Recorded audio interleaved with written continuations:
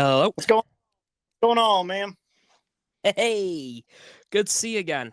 You Hey everyone, too. welcome back to the. It's good to be back. Anyway, welcome back to the Astoundcast, everyone. Episode number 20. We might even be on 30 by now. I have actually lost track of the number. That's awesome. Let me check. One moment, everyone. Wow, this is episode 30. That's awesome. Congratulations. Thank you so much. And what a way to start off the new year with the 30th episode of the Astoundcast, talking about the whole series of Hawkeye, with, of course, Hawkeye. Rodney from the after credit scene. Yeah. It's been a while, man. I'm glad to be talking to you again. I was really looking forward to this. So have I been, man. Honestly, it's crazy how long it's been since we've done this. So tell me what you thought of it. I've been really curious to hear all of your thoughts on it because we haven't talked about it at all. Like haven't commented on each other's stuff or anything. Really just waiting till this to get your impressions of it. Pretty much, yeah. Like it's for me, Hawkeye, it was amazing. Like it was really good. It hasn't been as good for me as some of the other shows that have come out before it. Although I think that's partly to do with the fact that I don't know much about Hawkeye other than what's already been presented in the MCU. Like I don't know much about his backstory in the comics, the characters associated with him. And the only character I really knew about was Clint himself, Kate because of the Avengers game, which I'm still in love with, and Kingpin because of Daredevil. Mm-hmm. So apart from those guys, I didn't really know about anybody else. So it was good, but if I'm honest, I have preferred the other shows more to this. It's definitely on the lower end of my favorites. Yeah. So how would you rank the series compared to the other ones? Yeah. I think I'd say it was pretty good. Like, I'd give it a good 3, 4 out of 5. I think it needed more time to breathe. Sure. Yeah, I can see that. Yeah. Series like you said compared to some of the series because you knew more about it, like which series, Disney series, did you think was better than this one? Which ones? Well, for me, my two top favorites out of all of them are WandaVision and Falcon and the Winter Soldier. Yeah. Because I did before WandaVision came out, look up a little bit about House of M, which is of course partly what WandaVision was based off comic book wise.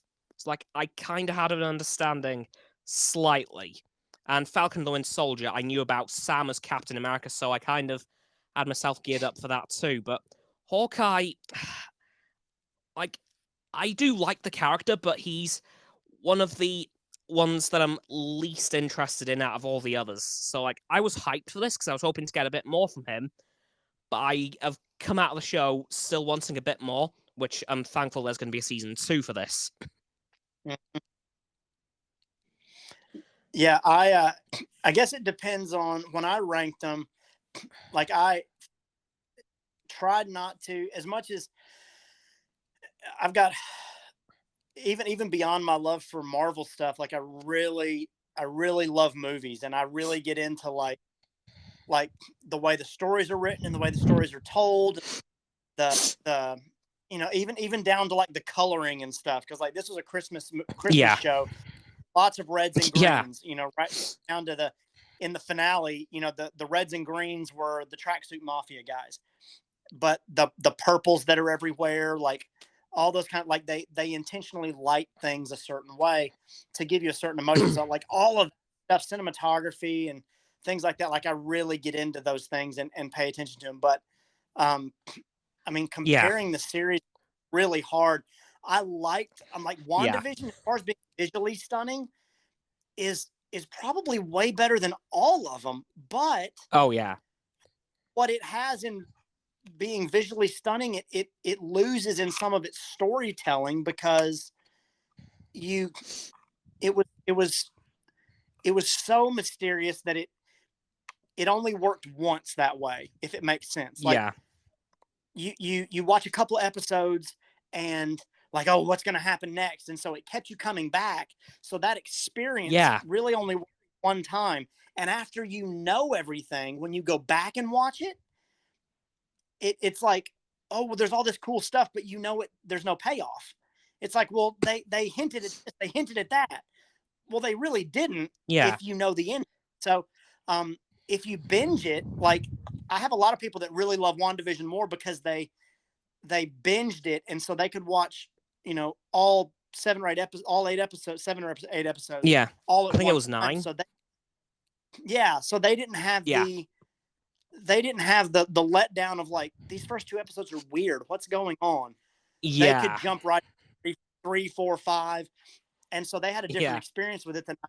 But like I said, there's things about that one I really, really love. But as far as like storytelling, involving other elements, moving things forward, consistency from episode to episode, I actually put this series just below Loki as like my number 2 favorite. My number 2 favorite series that Disney has done so far. And it's really close with Falcon and the Winter Soldier, but the big difference for me between Falcon and the Winter Soldier and this, Falcon and the Winter Soldier took, you're going to international places. This was a global story, right? So with all these terrorists all around the world, but they took this global story and they were in some ways they were able to make it small, which is good. You got invested in the characters and those kind of things, and you got to know them, but you had this big story that never felt big, right? It never felt huge, given that it had a global scale to it, except maybe that episode 3 with Madripoor, where they were doing a lot of work. But because they go straight from Berlin to Madripoor. But with Hawkeye, they took a small story, this 1 week right before Christmas, with these characters that don't have superpowers, with a whole lot of backstory, made it feel huge. It had like big implications, right? Like Yelena and Echo and Kingpin and all these kind of things. Like it was a really, really big deal. So I don't know, that's what stood out to me, is that they were able to take a small story and make it feel huge and epic compared to some of the other stories. And Loki was just good writing, good story, good acting, consistent all the way through, weird and different, and it was just really cool. But yeah, I liked the whole thing as well. Even if you didn't know a lot about Hawkeye or anything else, it was fun to watch and fun to get to know. And so you didn't have to have a bunch of backstory to be able to jump into it, because it fed you a lot of it along the way. Yeah. I have to honestly agree with that, because Hawkeye for me, I think if it had the same episodes as WandaVision or What If, I think that would have done the show a lot better, in my opinion. Yeah, they got in a rhythm of like giving you backstory before they ran the Marvel logo. So like the Yelena episode where you see her snapped and blipped. Was excellent. It was excellent. But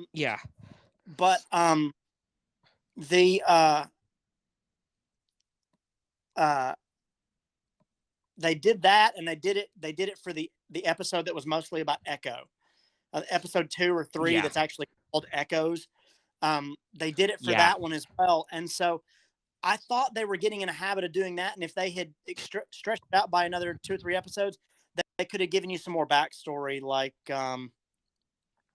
they could have given you some backstory on Kingpin. They could have given you some backstory on a little more backstory on maybe Eleanor, or Yeah. Kate, some of those different things that they really had to wrap up. And like, if you watch some of my prediction videos, like I kind of thought storytelling wise, like episode 5 and 6 are both going to be really heavy episodes because there's so much up that no way they stick it all in episode 6. And so I doubled down on my predictions in episode 5. Yeah. And I got almost all of them wrong. And Yeah. so it was, I had to come back and be like, look, I really screwed that up. But episode 6, it really did wrap everything up really tightly without making you feel like, oh, they didn't give me enough, or, oh, they,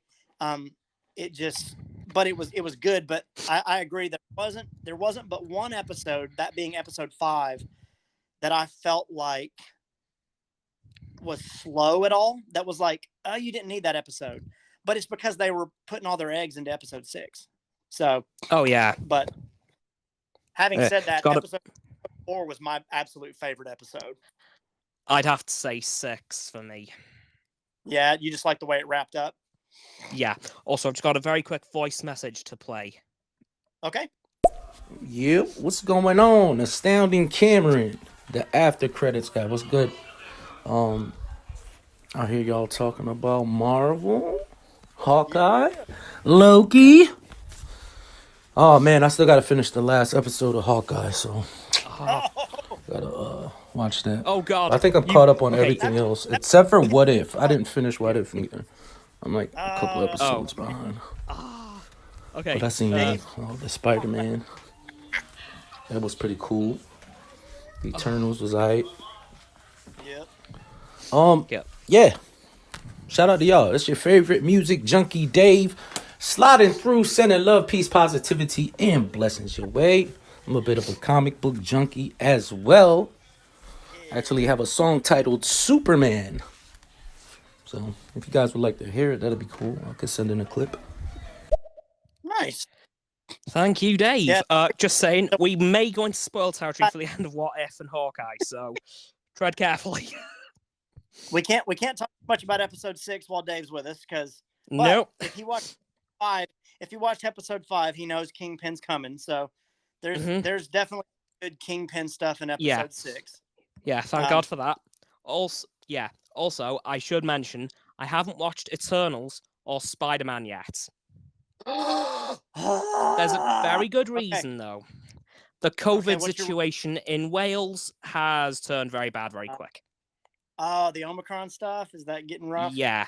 Like in Wales on Wednesday last week, we had 21,000 new cases. Jeez. So absolutely not. Crazy. Well, dude, you need to stay off the internet as much as possible because the spoilers for Spider-Man. But it's going to be bonkers. I will admit, I have had it spoiled. Okay. So, you know about all the cameos? Well, I know about the big ones, yeah. Oh, got another voice message from Dave again real quick. I mean, I seen Spider-Man. I seen Matt Murdock pop up from the Netflix universe, which I was excited about. No! Man. And I already heard that, don't worry. Kingpin is in Hawkeye, or there's some type of reference to Kingpin. I don't know yet, but I'm excited. I'm freaking getting goosebumps right now. But yeah, also, you know, that song Superman is available wherever you listen to music, like Apple or Spotify or whatever. So, I don't know. I didn't quite hear if you said you wanted me to send it in or not. My bad. Send it on, man. That'd be awesome. I'm always new stuff. I'll give it a listen. Content. Yeah, don't worry. I knew about the other cameo as well. Dave just needs to go to our YouTube channels and subscribe so we both get some new subscribers. And that way we'll just share love back. Yeah. But yeah, so yeah, don't worry. I knew about Matt as well. That was cool as hell. Oh, dude. I told my wife when that part of the movie popped up, I was like, hey, we can leave. Because I'm totally happy. Matt Murdock, I'm a huge Daredevil fan, and all of the Daredevil rumors and the Daredevil stuff that they say is coming, I'm going to lose my mind in the movie theater, on television shows, and oh my goodness, it's going to be bonkers. But no, with regard to the episodes, I see what you're saying about episode 6. Some of the fight scene, without giving things away to Dave, some of the fight scenes, particularly with Kate and some of those things were very cool. The wrap up with Yelena and Clint, excellent. But all of those things were really great. I just liked, the reason I liked episode 4 more, besides the fact, episode 5 had the tease at the end with Kingpin, the Yelena stuff at the beginning, but it didn't really move the story forward as much as it could for me, even though it had a lot of good stuff in it. Agreed. Yeah. So episode 4 was, you got backstory, you got team ups, you got that fight with Yelena and Echo, and just all of those different elements really came together very well in that episode. And if you listen to the things that they say and the things that they talk about, I don't think that I've watched it 2 or 3 times. I don't think that there is one piece of dialogue that is unused, that is unnecessary in that episode. Like everything had weight to it, which was really cool. But then beyond that, like the first 3 episodes, even though they were good and I enjoyed them, they were weaker. I think when I did my review and I did my episode rankings, I think I did 4, 6, 5 from top to bottom. 3, 1, 2, I think. 5, 3, 1, 2. Yeah, I swapped 1 and 2, and I really went back and forth on that. And it was only because episode 2 had a few elements in it that episode 1 didn't. With regard to episode 1, 3, 1, 2. Episode 1 had that the intro from Avengers that was just really well done. That other perspective. Well, I'll tell you what it made me feel like. And I know they kind of did it with Endgame, but just in Endgame they really interact with those different elements, so it felt like a different story.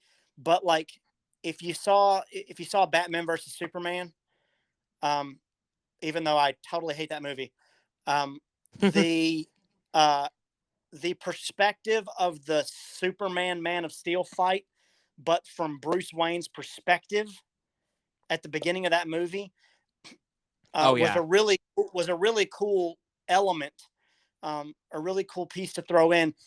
The beginning of Hawkeye felt like that for me, where Kate's in her room and she gets to see that Avengers fight, but from a different angle.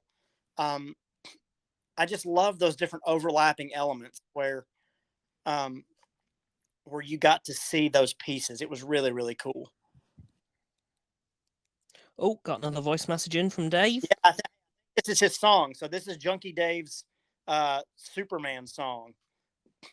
Superman, I'm tired of hiding. I'm sick of the shooting aside. Look at the plane in the sky.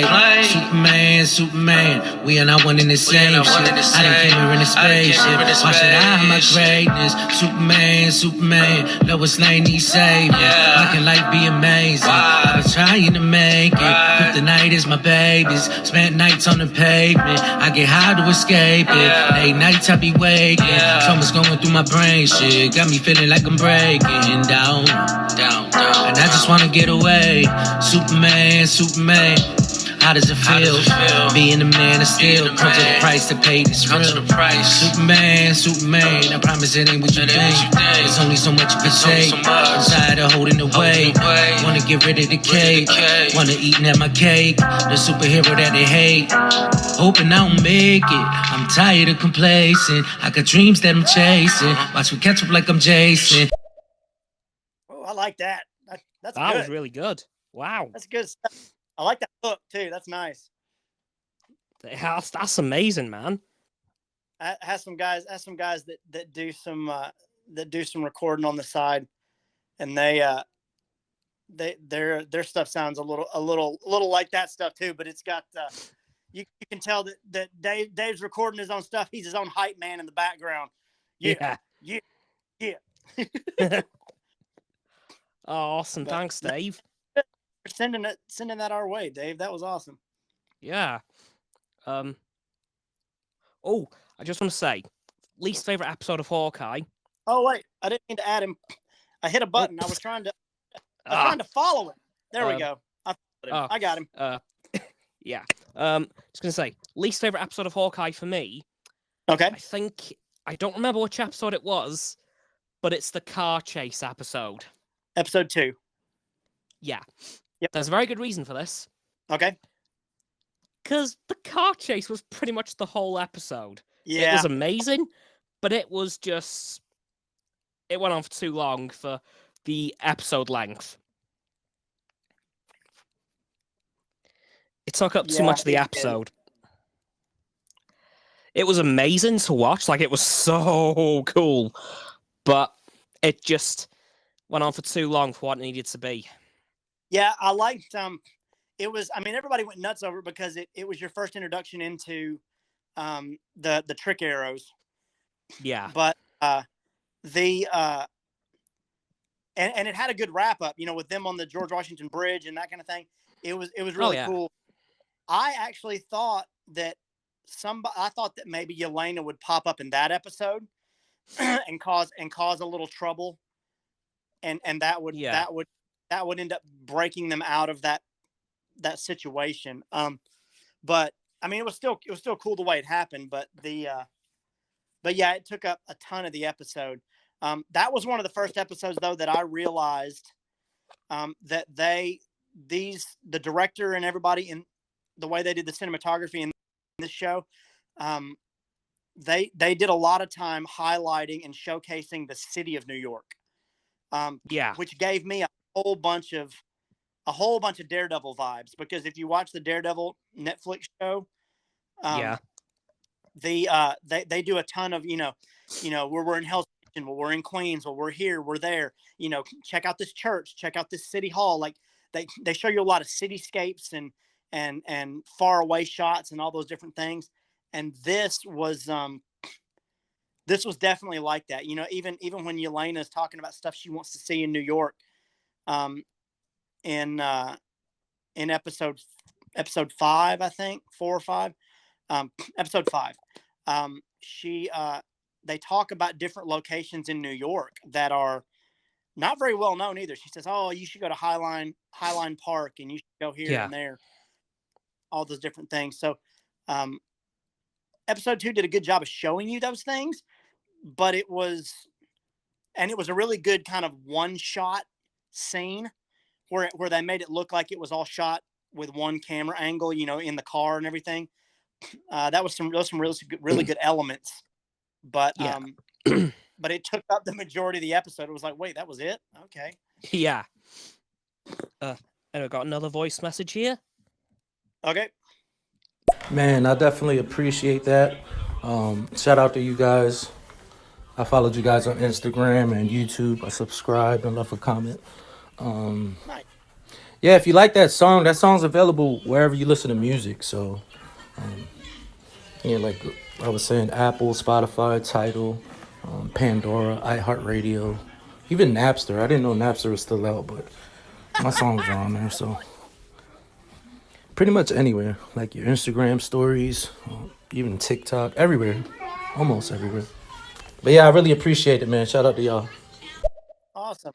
Awesome. Thank you, Dave. I learned something from Dave today too. Napster is still a thing. Who knew? I'm still very appreciative of Napster. I was around pre-Napster, man. That's how old I am. And I still have lots of 90s music Napster is responsible for giving me. I'm probably at the end of that era. I was born at the very end of 2001. Yeah. Oh goodness, that's funny. So hey, I am curious about this. Unless you had some more questions for me about Hawkeye, did you know, Easter egg wise, I'm surprised you are not more nuts over the fact that there were 2 Star Wars Easter eggs in this show. What? What? There were two. Okay, one of them is an easy Oh one. God. So I say the easy. It's very in your face. The other one you have to go searching for. So Okay. and we're not really giving away episode 6, but the LARPers in episode 6. Yeah. When they're on the intercoms, one of the LARPers says that his code name is Red One. Oh, no way.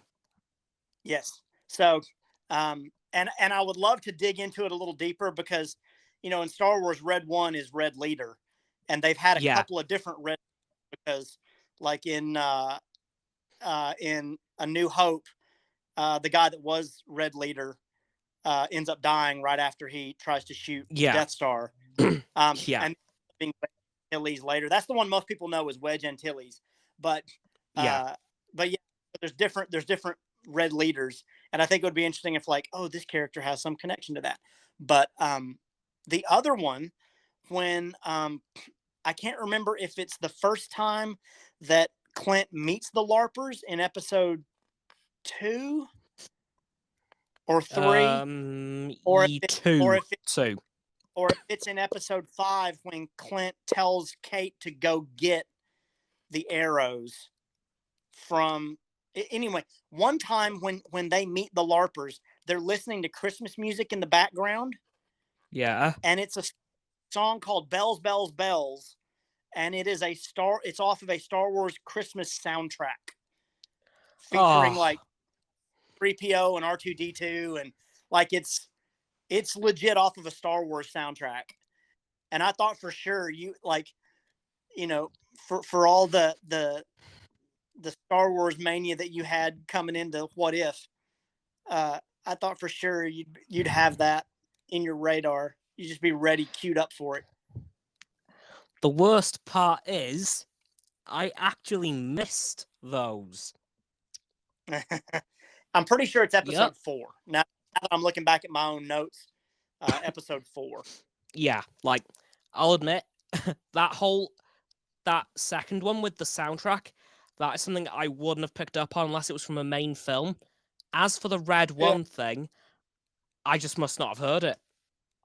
I always go back, like, any kind of music, any kind of paintings, pictures, stuff on the walls. I always go back and research addresses. I do that. If they hung too long on like a if they pause too long on a like a number, like a license plate or a taxi cab number, I always go back and research that stuff.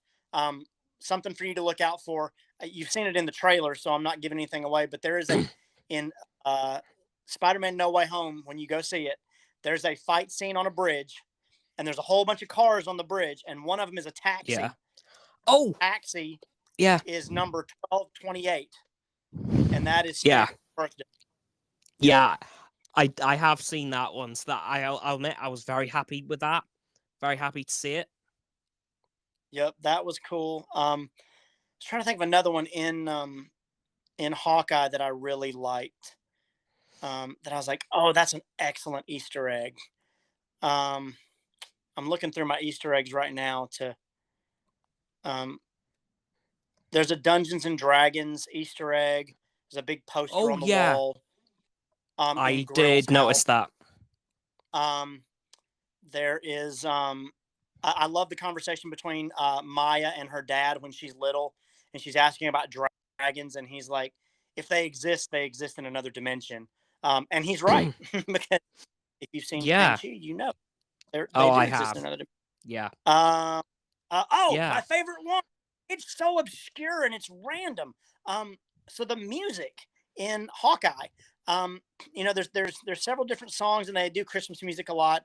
But they make a music reference when right after Jack comes in on Clint and Kate in their house, and they're sitting down talking, and Eleanor says something about how reserved Kate is because she's meeting her hero. And Jack says, well, if I ever met Huey Lewis, I don't know what I would do. And it's like, why would you mention Huey Lewis? He doesn't have a lot of Christmas music. He doesn't, like, why do unless it's something that like Tony Dalton he loves Huey Lewis, but a really cool connection to Hawkeye is Huey Lewis has Meniere's disease and it renders you deaf. Oh. So Huey Lewis is now deaf. And Hawkeye is struggling with his hearing loss throughout the series. Yeah. And it's like, Of course. man, that's bomb, dude. It's just little stuff like that. That's like, they didn't have to throw that in there. But that they might have thought about, was really, really cool. Yeah.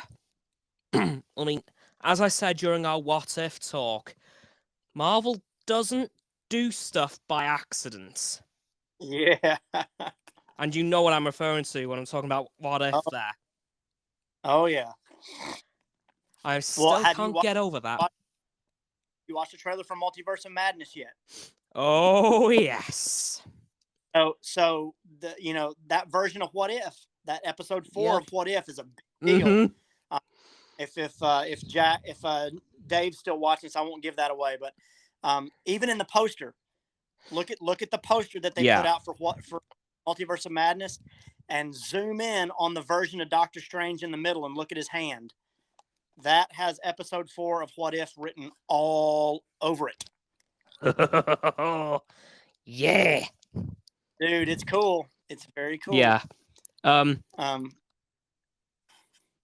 was going to say, just hopping back to What If real quick, I do have a slight theory for an episode of season 2. Okay. It is involving the end of episode 9, but it isn't really a spoiler because we already know what happened from an earlier episode in regards to this. Okay. Dave, apologies if this is a spoiler in any way. Sorry. But, well, when Peggy and Nat find the Hydra Stomper. Yes. I have a theory for the season 2 episode, because we know in season 2 we're returning to that universe. Yep. I think in that episode, I think we're gonna skip past the Winter Soldier phase. Ooh. Like, I think we're gonna skip past the whole Peggy versus Steve situation. Like, it will have happened, but off screen. Because now, there is a reason for this. I think that once Steve breaks free of the Winter Soldier conditioning, he will want to ditch the Hydra Stomper / Winter Soldier persona completely and take on a new one. Yeah. Oh, okay. Well, I say a new one. I think he's going to, now with the super soldier serum flowing through his veins, take up the mantle he was originally supposed to. Huh. So we could have Captain Carter and Captain America. That'll be interesting. Because I know Steve would want to break free of that whole stigma behind Winter Soldier. Yeah, I hadn't actually thought through what they might do with some of the continuation from that. I think I don't know. I think they might follow. I mean, they could still do that too. The only thing I ever thought about was that maybe they would, they're going to throw in some what if scenarios from not just phase 1 and 2, but like 3 and 4. Oh yeah. But I think they're still going to follow that format of you've got some scenarios from those different movies, but somehow they all you're still going to get some multiverse crossover stuff like you did at the end of What If. But they can, I really think that's where they're playing with ideas and they're introducing concepts to the hardcore fan base, because the hardcore Marvel fan base is going to watch the cartoon, even if they're not into cartoons. Yeah. So, that's a place where they can run those ideas by the Marvel fan base, by the hardcore fan base, and see like, hey, do you like this version of Doctor Strange? Do you like, how popular is Captain Carter? How popular is this? Hey, this character kind of looks like Galactus. Should we animate it that way? Did they like it? Did they not like it? Because if people don't like it, well, it's just a one-off and we're never going to do that again. But if they like it, then they can go, okay, we'll bring those We can elements do this in. again. They've got a place where they can play with it and kind of workshop it, but still get their ideas out there, and then incorporate them more of the live action stuff later on. Yeah, it'll be interesting to see what they throw in, and what their plan is. But so far, I'm liking the way that they're handling the TV shows and the movies and some of the crossover, and really just being very blatant about it. And that's the thing about getting into some other stuff. I'm not meaning to go off on a rabbit trail. But somebody asked me the other day what I thought about Eternals. And right now, Eternals is the only one that, like, you could watch everything else that's happened and not watch Eternals and still be okay. Yeah. But I think in the future, because of the things that happen in Eternals is going to end up being mandatory viewing for some things that happen in the future of the MCU. Like, you'll have to know that these guys exist and what they did, and what characters came out of it. But right now, it's just this extra story that they're telling. So I'm enjoying the newness of it, the freshness of new characters, stories, and continuing stories, but in different ways. And I really like that. It's been really cool. But I tried to give you a little bit of a segue with the Hawkeye stuff and the Star Wars stuff, so you could talk about some Boba Fett stuff. But since we're a little short on time, if there's not anything else Hawkeye related or Marvel related for us to talk about, we could talk about that. I mean, I can do it really quick, but I would also just want to quickly mention that Captain Carter / Captain America theory came from that scene when she did find Steve, and the piano version of the Captain America theme that played. Oh yeah, you're totally right. The music. I'm just talking about music and Easter eggs, and I totally missed that one. Yeah, like, I heard that, I thought, they're bringing in Captain America. That's gonna happen. Cool. Yes. That's awesome. Yeah, I did not think about that. Totally right. Yeah, I just wanted to bring that little thing in from What If, because I know I didn't mention it last time, because I'll admit this theory's only come around in the last couple of weeks now that I've been thinking about it for a couple of months. That's very cool. Anyway, Book of Boba Fett, Episode 1. Don't remember the title, actually. Whoops. Oh, gosh. I should remember it. It was... I want to look it up. Something about respect, maybe? I'm going to have to look it up now. There you go. I'm going to look it up. Okie dokie, thanks. Here we go. Oh, no, I was totally wrong. Stranger in a Strange Land. That's the one. Yes. Stranger in a Strange Land. Yes. Episode 1, Stranger in a Strange Land.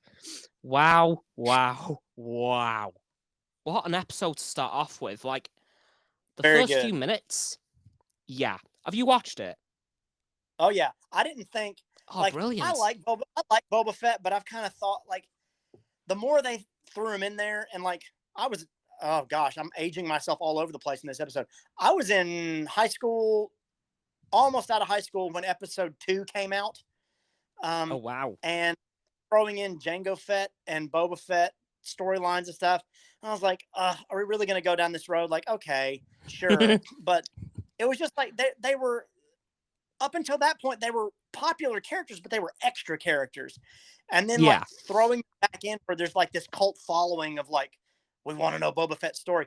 I didn't really think I was going to like this show, but I trusted Jon Favreau and Dave Filoni enough to be like, okay, I'm going to give it a shot.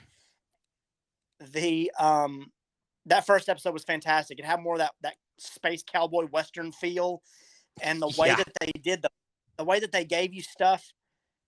They're still kind of functioning in that in-between world between Revenge of the Jedi and Return of the Jedi and Force Awakens. There and just, but they gave you some backstory between episode 3 and 4, and some other different things in between episode 6 and 7 too, where you got little pieces, and they did it with those flashbacks where he's in that Bacta tank. Was really, really well done. And it didn't feel forced at all. It was like, oh, I want to see more of that. Was really cool. I liked that a lot. I'm interested to see where they go with it for sure. I mean, I have no expectations for it because I'm not really in. I like Star Wars, but I'm not really into, like, I haven't read the comic books. I haven't read the books. I don't know a lot about Star Wars canon and those kind of things. And so it's just been fun to enjoy. Yeah. But, so this episode is very much a mixture of Boba Fett trying to cement his place as basically Jabba the Hutt's replacement.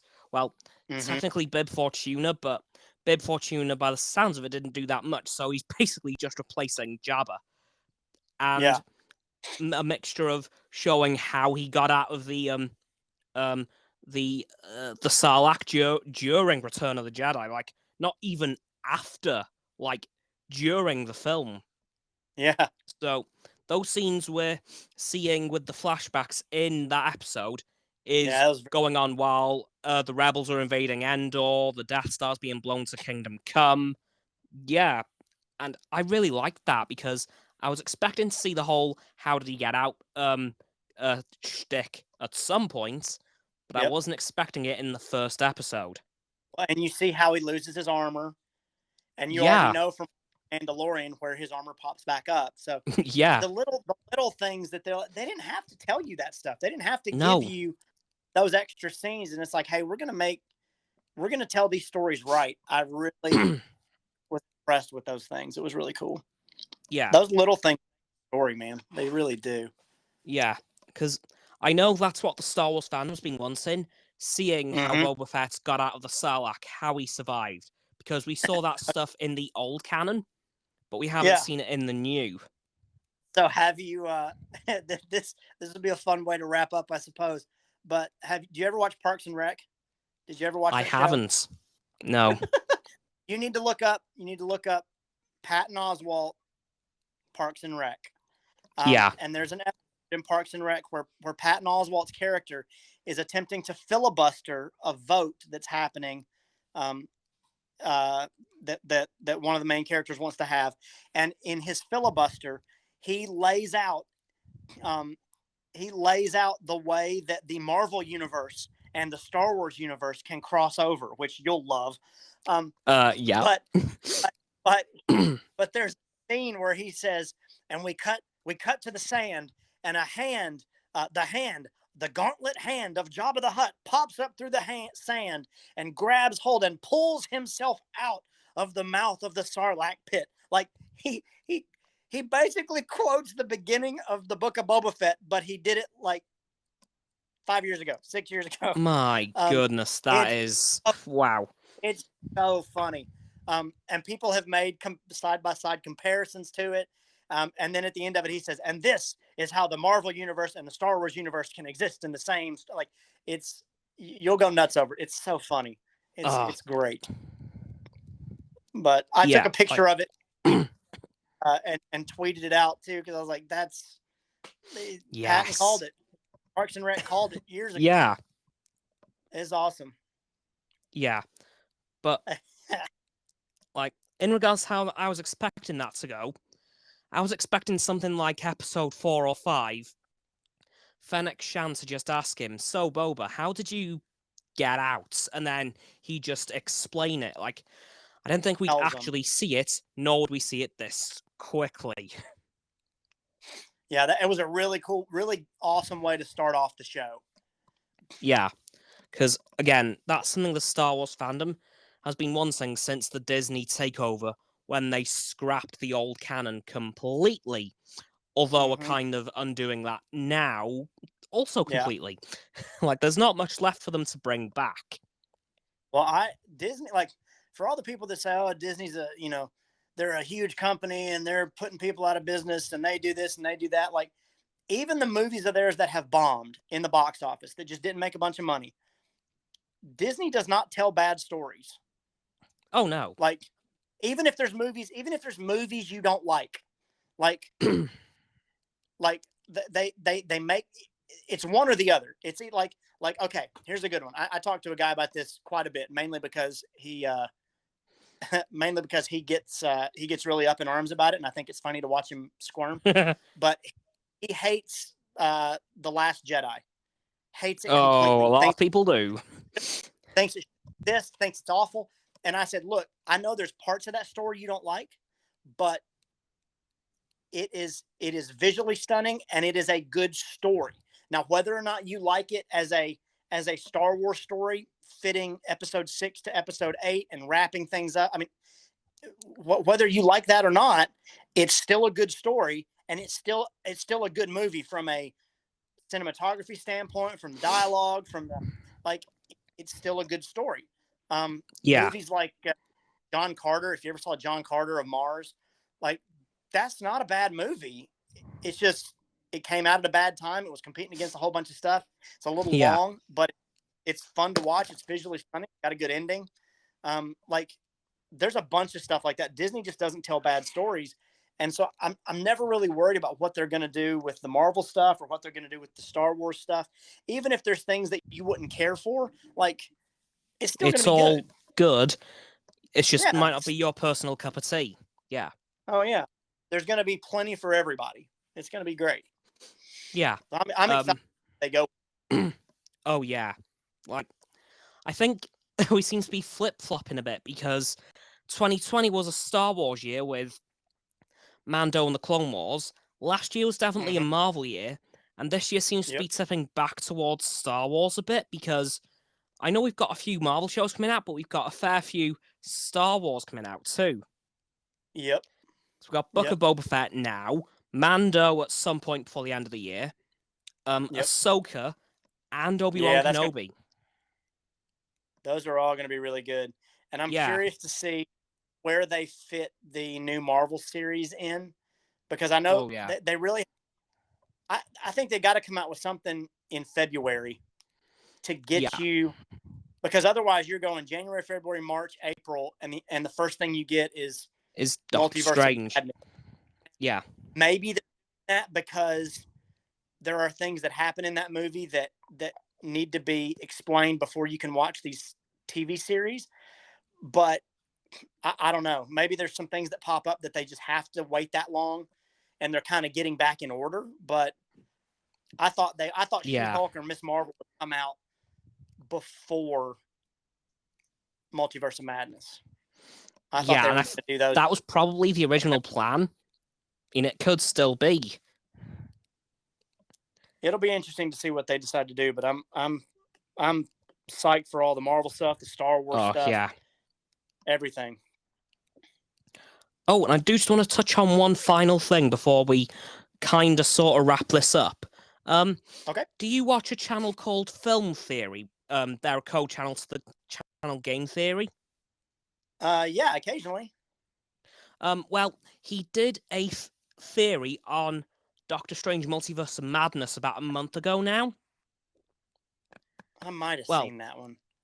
It kind of links into X-Men 97 too. Oh, yeah. Which, by the way, I was not expecting. Who saw that coming? Literally, there wasn't a single YouTuber, I don't think, that had a leak about that. That they were going to bring all that in, yeah. Yeah. But anyway, the theory goes that, when the series ended back in the 90s, they continued it on in a comic book.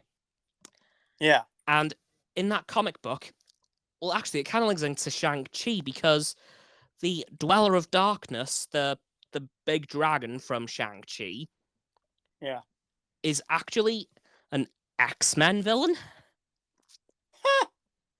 Yeah.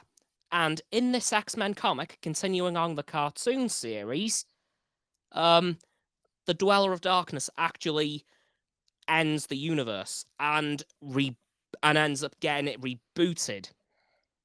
At which point we see the classic 60s X-Men come back, so they become the main X-Men again, and Matt Pat's theory goes that that's going to happen again in the X-Men 97 cartoon, but it's going to end a little bit differently.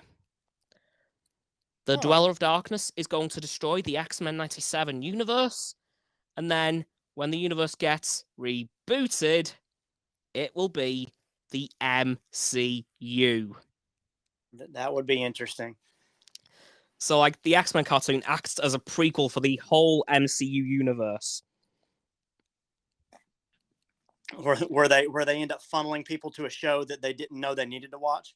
Yeah, and then they get rebooted again, so they're in the MCU as well, but they also act as the catalyst for the MCU's existence.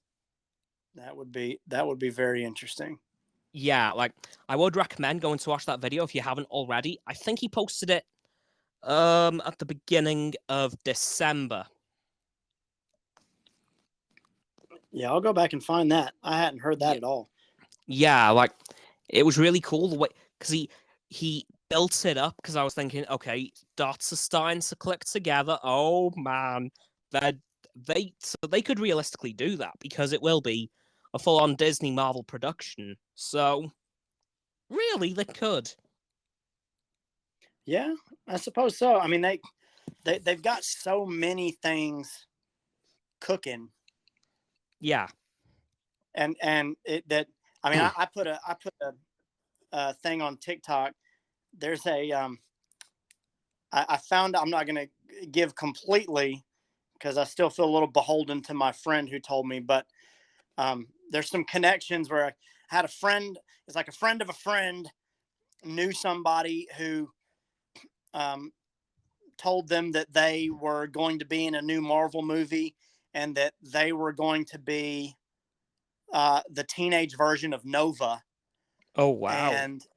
And I did I sat on it for a long time because I couldn't confirm it, and I couldn't and I didn't have any kind of confirmation from the person or anything from Marvel rumors or anything that they were even going to be using Nova or do anything with it. But the person that I was following that said I'm going to be Nova was at the No Way Home premiere.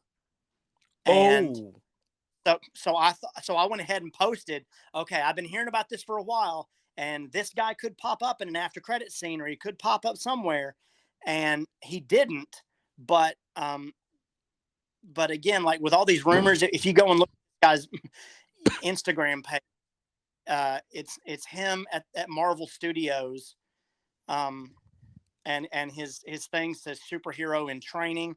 And if you dig a little further, like whenever he started that Instagram channel and some other pages that are completely blank except for that Marvel stuff, he also like shuttered his old pages. So basically, the way for you to follow him is to follow him on this new stuff, and he's kind of get rid of. So I say that to say, like, there's all kinds of rumors out there swirling about stuff that Marvel has coming down the pipe, and James Gunn has started saying, well, these are characters that I want to use or that I tried to use or that are coming in my movie, and Adam Warlock, and just all these different things that are coming, but you can't really see yet how they're going to use them or cross them over, or Black Knight and Blade and all these different things. Yeah, it's going to be really interesting to see what they do, especially when they start throwing in all this multiverse stuff. I'm curious to see. It could either get really, really out of hand, and you could get so confused as to by what's going on that they lose a lot of people. Yeah. Or it could be so well done that people it engages just pour everyone. over it and pour over it and pour over it. It's going to be interesting to see. My only worry right now is that Sony's going to take the big bump that they got from No Way Home and screw up their Spider-Man villains. I hope not. Because Amy Pascal thinks that she is Kevin Feige, and she's not. And she does a good job, but like they run with things that I think they should just be a little more patient with. And yeah. But so far, I mean, No Way Home was fantastic. Hawkeye was a whole lot of fun, way better than I thought it was going to be in a Yeah. lot of ways. And I mean, to the point that I'm just ready. I'm ready to see those characters again. Yeah. It's just going to be awesome.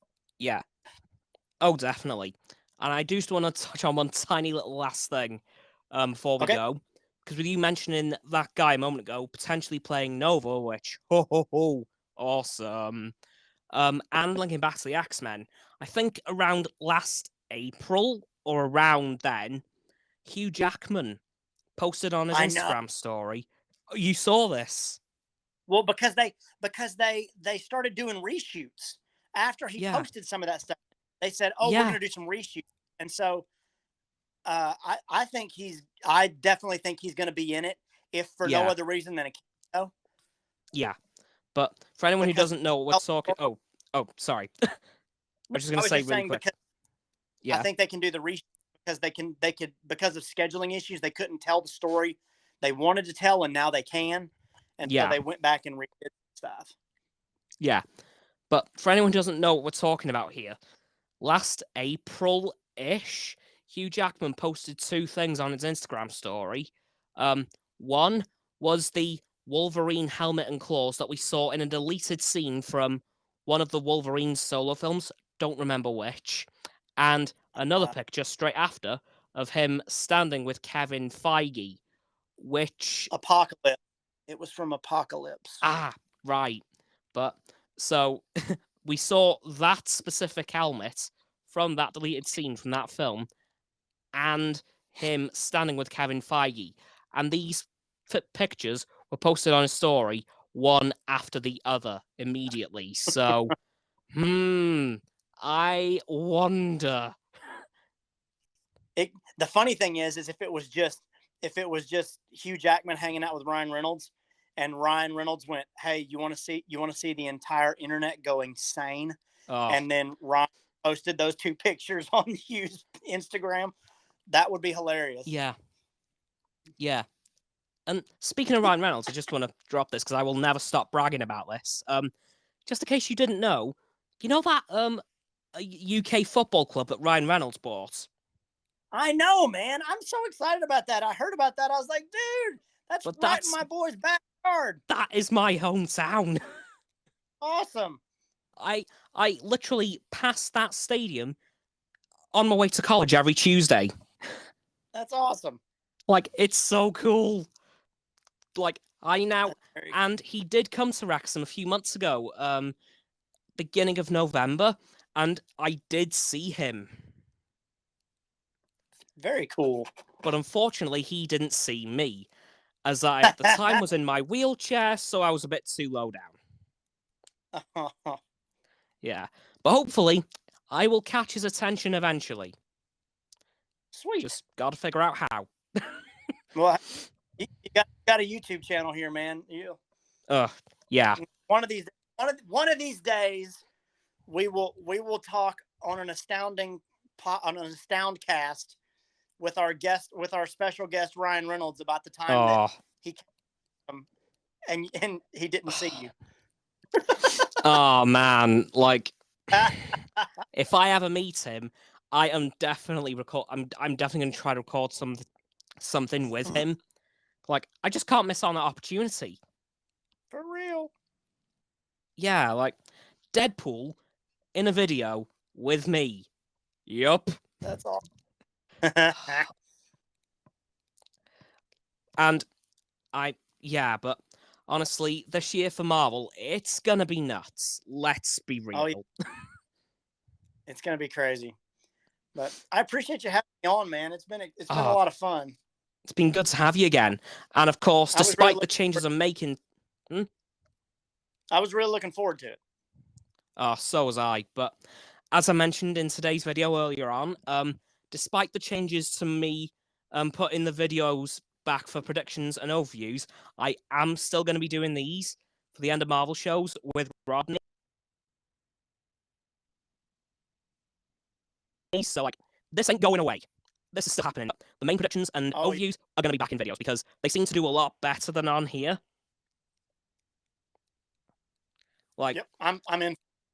Yeah, so we're definitely still doing these at the end of each show. I mean, if you want to as well, we could do one for the Star Wars shows.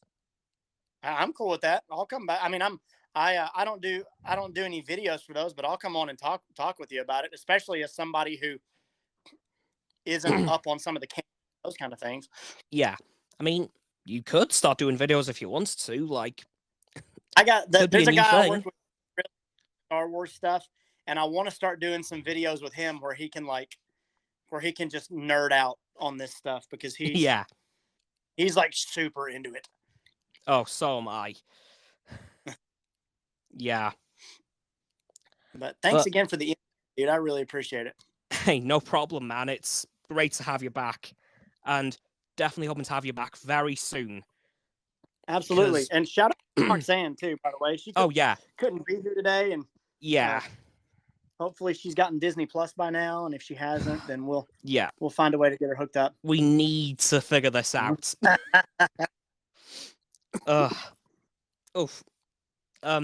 Anyway, guys, that'll do it for this episode of the Astoundcast, episode 30, featuring once again the wonderful Rodney from the After Credits Scene YouTube channel. Please go subscribe to him, because honestly, he's just really damn good. Don't forget as well to subscribe to me on my YouTube channel. It'll be in my stereo, or if you're watching this on YouTube tomorrow, you can just subscribe from the subscribe button down below. And if you're also watching on YouTube, don't forget to follow me here on stereo, which will be in my link tree in the description, so you can catch the Astoundcast episodes when they happen every Sunday around 6 p.m. UK time. Anything else you want to plug while you're here? No, man. I've got you guys can follow me on YouTube at the After Credits Scene. I've got a Twitter with the same name, and then if you go on Redbubble, I've got the After Credits Scene store. There's actually from episode 4 actually of Hawkeye, the Thanos was right mug. You can buy one off of my Redbubble store. Okay. So if you want one of those, I've got one of those on my Redbubble store. So check that out as well. And then I made a multiverse video to kind of explain my take on the multiverse recently, and that one's been a lot of fun. I made it so that anytime people are talking about the multiverse and I think they're wrong, I can kind of throw it in their comments and be like, you need to watch this. So, yes. But, nah, man, I appreciate it. And shout out to Junkie Dave too for throwing his music our way. Thanks, Dave. That was amazing. That was really cool. So, yeah. And with all of that said and done, guys, I'll see you guys tomorrow with another video on YouTube, and next week with another episode of the Astoundcast. Bye. See you, dude. Bye.